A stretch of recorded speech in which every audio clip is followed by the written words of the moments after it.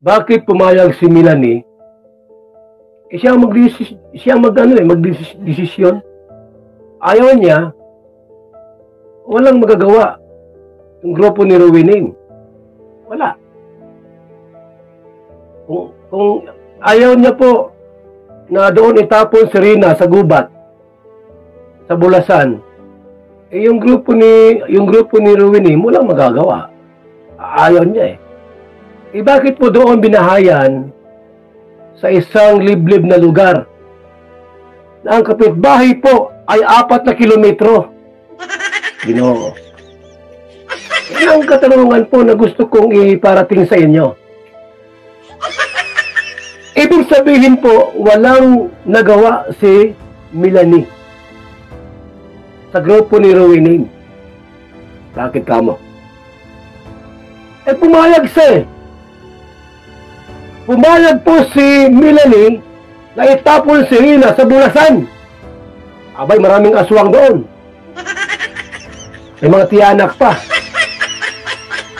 Baka doon na po tuluyang maluki itong anak ni Melanie.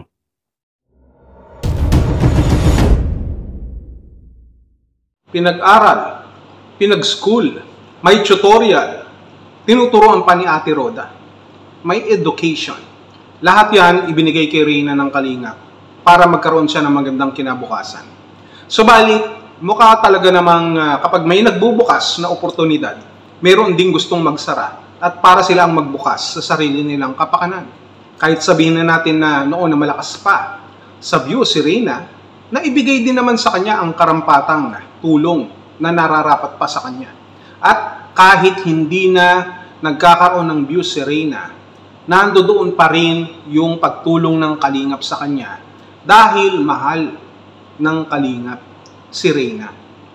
Subalit, kung pag-uusapan natin ng salitang mahal, parang napakasakit isipin na mayroong mga taong ang mahal lamang nila ang kanilang mga sarili. Mahal nila yung mga bagay na pwede nilang mapakinabangan. Mahal nila yung pakinabang ng salapi ng kikitain in expense of Reyna.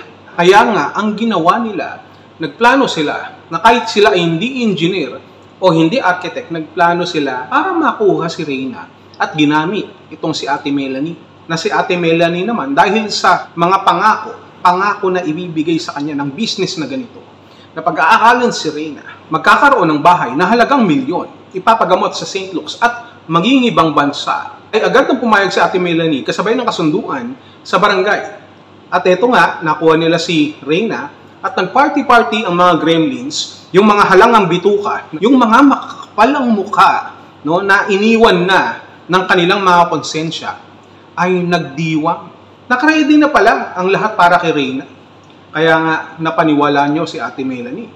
Pero yung pala, magsusulisit lang pala kayo. Meron pala kayong 1 million, pero magsusulisit kayo. Lahat na pala nakaready na para kay Reyna, St. Luke's at kung ano-ano pa, pag-aaral o kung ano man, pero magsusulisit pa rin kayo. So ano ang tawag doon, Miss Rowena, at sa mga taong naniniwala sa iyo na wala naman pala lahat ng yan.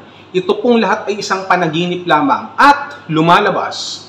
Lumalabas ngayon na tama kami sa aming mga iniisip, hindi dahil sa pinagdadamot namin si Reyna na ibalik sa kanyang magulang, sa kanyang ina na si Ate Melanie, sapagkat karapatan ito ni Ate Melanie. Pero kapag alam natin na ito ay nababahiran ng dungis ng pagkamakasarili, ng kasakiman, doon nagkakaroon ng problema at doon hindi makapayag ang Kalingap.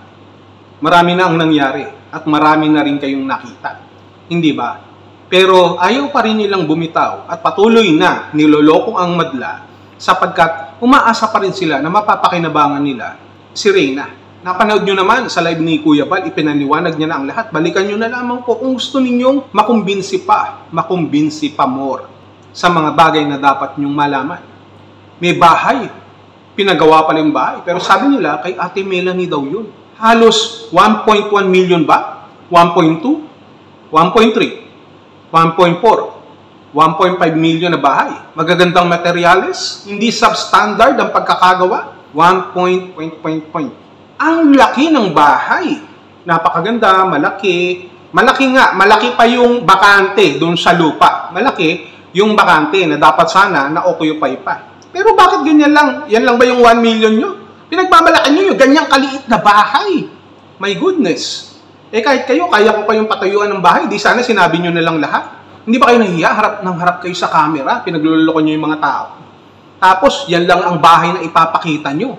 Hindi dahil sa hindi kami sang-ayon sa pagpapatayo nyo ng bahay na sinusolicit nyo. Kung hindi kasi kayo nakakatupad dun sa mga bagay na binitiwan nyo, yung mga pangako nyo. At ito nga, dinala nyo pa si Reyna dun sa kagubatan.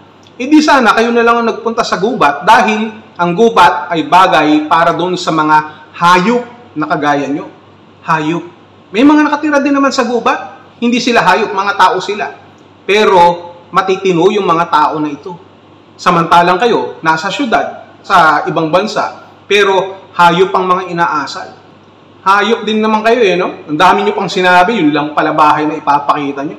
Kung ako na lang kaya nagpatayo ng bahay ni Reyna, pag ako nagpagawa ng bahay, mansyon. Pag ako nagpagawa ng bahay kay Reyna, kailangan mong mag-grab. At kailangan mo rin gumamit ng GPS sapagkat maliligaw ka sa loob.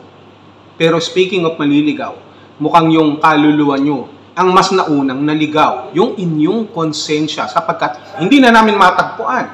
Wala na. Inisip nyo yung pansarili nyong pakinabang, kinuha nyo sa kalingap, tapos ganyan lang din ang gagawin nyo kay Reyna. Na ang ganda-ganda ng buhay. Nakikisalamuha na. Pero gusto nyo dalhin doon sa gubat, patirahin sa gubat, doon sa mansyon na bahay na pinagmamalaki nyo. Para ano? Para kausapin ng mga hayop? Ang mga kuliglig? Di mas lalong nasiraan ng ulo si Reyna dahil sa pinaggagawa nyo na dapat sana gumagaling na. Yan ang pinagmamalaki nyo. Makinig kayo na makinig dito sa mga tagapagsalita ni Reyna. Kawawa naman. Kaya ako kung tatanungin ninyo ako, no? Kahit na maraming nasaktan at ayaw nang pabalikin yung iba si Reyna, pero mas marami pa rin ang gustong bumalik si Reyna. At nakita nyo yan doon sa atin pong vlog, sa kanilang mga komento, na kung may babalik man sa Kalingap, ang gusto nila si Reyna. At naniniwala naman ako na yan din naman ang majority na gusto ng Kalingap. Gusto ni Kuya Bal, gusto ni Kalingap Rab, gusto nating lahat para kay Reyna.